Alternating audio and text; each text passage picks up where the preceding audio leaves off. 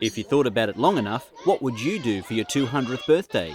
In 2015, Penrith celebrated a bicentenary of the city, 200 years since the first government building was established. Penrith is a city located 50 kilometres west of Sydney in New South Wales and has a population of more than 193,000 people. It was named after Penrith in Cumbria, England. Well, we're here at the Arms of Australia in Museum, and one of the most amazing things that they have here in Penrith is a walk down memory lane.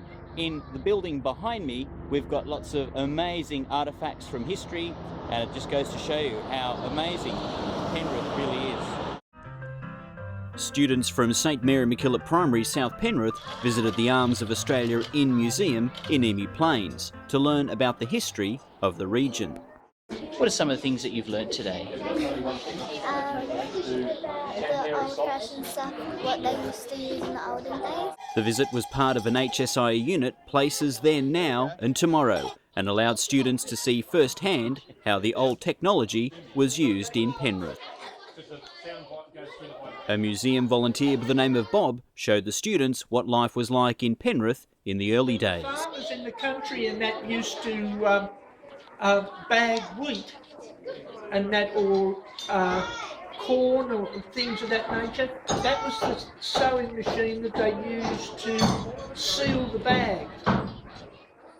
Copper, boil it. The fire would go underneath, it's like a big drum. Fire goes underneath, boils the water, and then we bring it into our tub, and then we start the actual physical. This made a big impression on Jack from St Mary McKillop. I've enjoyed the washing and using the fruit stuff over there, and I've also enjoyed doing the writing in class. Writing in an old-style classroom proved to be an eye-opener for many of the students. They went back in time to a makeshift classroom from the 1860s with Mr. Phil. This here will be used by the teacher. If a student called out, wasn't doing their work, misbehaving, they'd be told to come up the front and told to put their hand out, and in front of the class the teacher would hit them. What did Levi discover? That if you yell out in a classroom, that you have to go up to the front of the class and then you have to get your hand smacked 6 times maybe.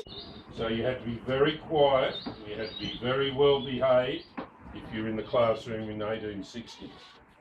What stood out for Liam? I really enjoyed the school because if you were around in the 1860s, like when you went to the school, if you called out just once, the teacher will bring you up and hit you on the hand with the cane. The old classroom was a highlight for Billy. My favourite one so far was the school, and I like that as well, having the history of the horse and carriages in the school that they use, not chalk but this other sort of thing.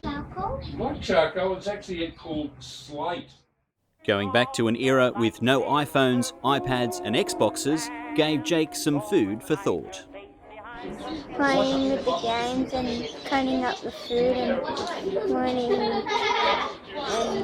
learning some things in the olden days. You have to ride the spring. It runs on a spring.